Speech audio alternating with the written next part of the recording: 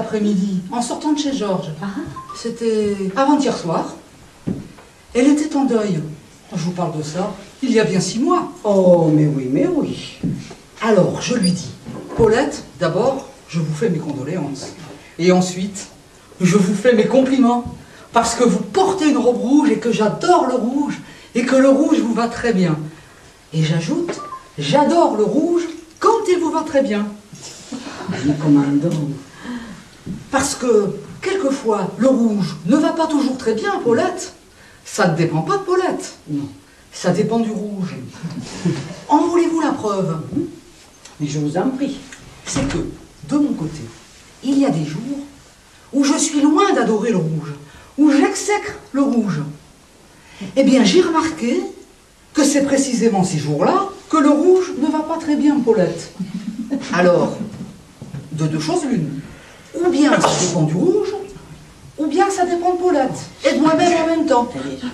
Mais, comme en général, Paulette et moi, nous ne sommes pas concertés, ce serait quand même une coïncidence étrange si le même jour, chacune de notre côté, nous nous étions modifiés l'une et l'autre par rapport au rouge. L'une pour l'exécrer et l'autre pour que le rouge ne lui aille pas. Vous avez un lacet d'effet. Ah, merci. Alors, ce jour-là, oh, je vous parle de ça il y a bien une dizaine d'années. Ah oui. Ah oui, puisque c'était le jour de sa première communion. Eh bien, ce jour-là était un jour où le rouge s'était arrangé pour me plaire en même temps qu'il allait bien Paulette. Du reste, il faisait beau, c'était le printemps. Vous perdez votre pantalon. Merci. Un de ces jours de printemps qui fascinent d'autant plus qu'ils sont excessivement tardifs. Puisque Paulette et moi, nous nous en fîmes la réflexion. C'était le début de l'automne. Alors, ce jour-là, vous dis, était-ce la tiédeur anachronique de l'air? Était-ce le rôti de porc que maman m'avait cuisiné la veille et qui ne passait pas? Était-ce le charme que conférait à Paulette sa robe de mousseline rouge de première communion? Était-ce enfin ce je ne sais quoi qui n'a de nom dans aucune langue? Je ne sais. Mais je sais, et ça j'en suis sûre, et ça Paulette ne l'a pas oublié plus que moi.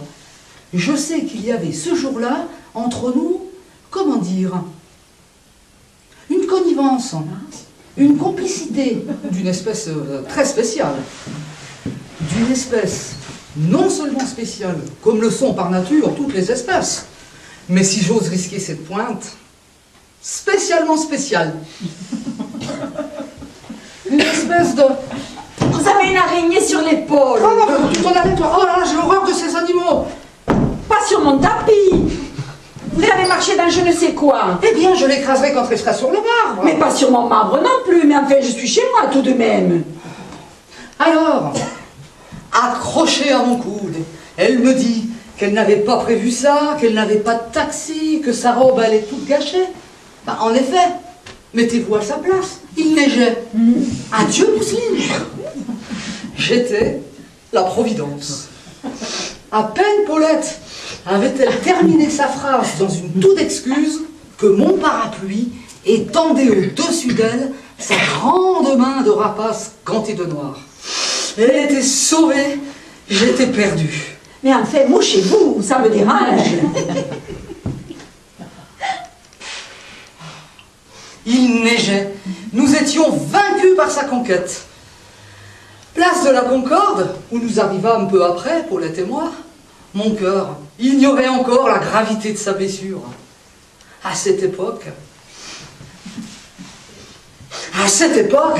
la place de la Concorde n'avait pas encore cet air emprunté dont on eut soin d'orner et de peindre son visage pour que l'art imité ne puisse plaire aux yeux. Paris était encore Paris. Vous avez connu comme moi, ma chère, ces avenues désertes, ces lacs, ces prairies. Et vous vous rappelez aussi, entre le quai d'Orsay et la rue des Saints-Pères, ces grands bois qui personnellement m'effrayaient comme des cathédrales. Et cet obélisque enfin, puisqu'il faut en revenir là, cet obélisque qui portait encore en son sommet un buste de Henri IV. Mon Napoléon se montrait fort surpris, à bon droit, et qu'il fit abattre, à son retour d'Égypte, en criant « 40 siècles, qu'importe !» Grande époque, quoi qu'en ait dit Barbé d'Aurevilly. Mais vous n'êtes pas Barbé d'Aurevilly. Et où se trouvait le métro Concorde à cette époque? Nulle part. Et Paulette le savait, comme vous et moi.